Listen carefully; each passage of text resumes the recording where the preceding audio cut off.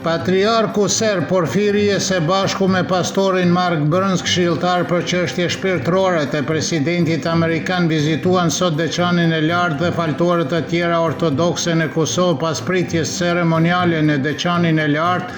Patriarku Porfirie me pastorin Burns bën homazhe para relikteve të mbretit të shenjtë të Stefanit të deçanit dhe më pas igumeni Sava i njoftoi të ftuarit me historinë e pasur të shenjtores së deçanit, e cila është në listën e trashëgimisë kulturore botërore të UNESCO-s. Patriarku Porfirie dhe pastori Burns mbritën mbrëm në patriarkanën e Pejes.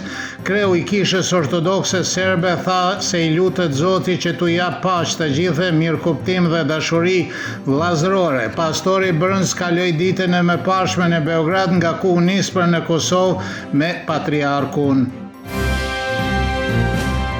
Zëvendës kryeministër dhe ministri i infrastrukturës dhe transportit i Italisë Matteo Salvini filloi vizitën e tij ditore në Serbi me një takim me presidentin Aleksandar Vučić, që u njoftua më parë nga qeveria italiane. Qëllimi i vizitës së Salvinit është forcimi i mëtejshëm i bashkëpunimit midis Italisë dhe Serbisë. Fokusi i veçantë i vizitës së tij do të jetë në fushën e infrastrukturës, trafikut dhe zhvillimit ekonomik në mes të dy vendeve.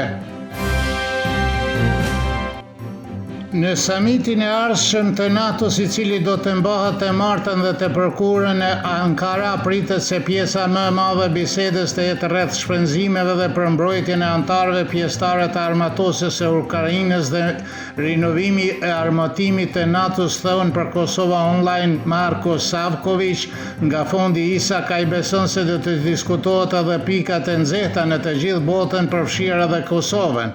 Ai beson se nuk do të ketë rritje të tensioneve midis anëtarëve të aleancës, duke deklaruar se Turqia do ta shfrytëzojë veçanërisht mundësinë për të promovuar interesat e saj. Kur njerëzit takohen, kjo do të thotë se ata janë më afër një marrëveshje, tha profesori universitar Nejmedin Spahiu. Kur nuk takohen, është i rrezikshëm për shpërbërjen e një organizate, shtoi ai. Ai beson se pas samitit anëtarët do të jenë ende më të afër dhe gjatë muajve të ardhshme.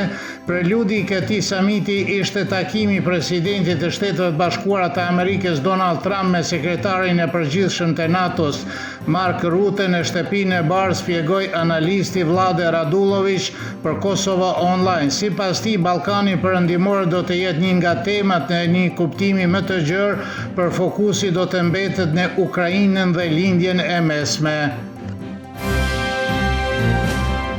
Ministri i Mbrojtjes i Kosovës në mandatin teknik Eyüp Maqedonci tha se Forca Sigurisë së Kosovës do të jetë gati për të mbrojtur territorin në vitin 2029. Maqedonci kujtoi se FSK-ja është në një fazë tranzicioni 10 vjeçar dhe do të përfundojë në vitin 2028. Ai tha për Euronews Albania se i kaluan disa objektiva, jo vetëm kur bëhet fjalë për sasinë e pajisjeve ushtarake, por edhe për llojet e armëve.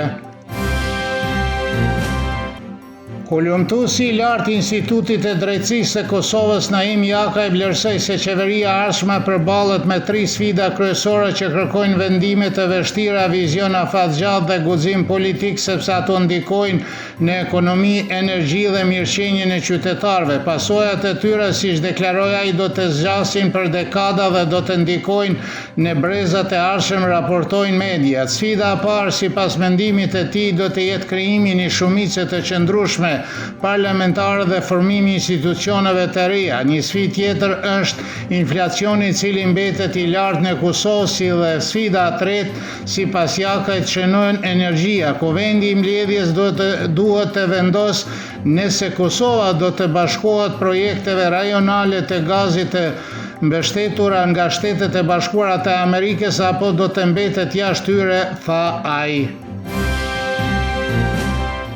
Avokatët në rastin e Milorad Djokovicit nga Vitomirici, Vasilija Arsic dhe Dejan Vasic deklaruan pas seancës së sotme se çështja maratonës ka përfunduar dhe se presin një lirim nga akuzat.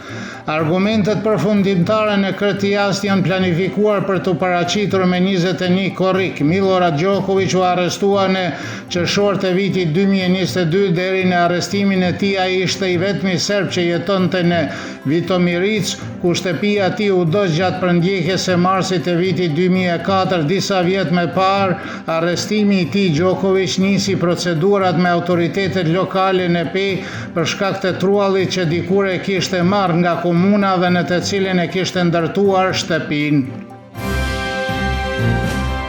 Moti do të jetë i ndryshueshëm me vranësira me intervale me diell, por me kushte përfshira afatshkurtë ose rreshje lokale me bubullima pritet erë dhe dobët dhe mesatare perëndimore dhe veriperëndimore. Temperatura më e lartë e ditës do të sillet nga 28 deri në 32 gradë Celsius.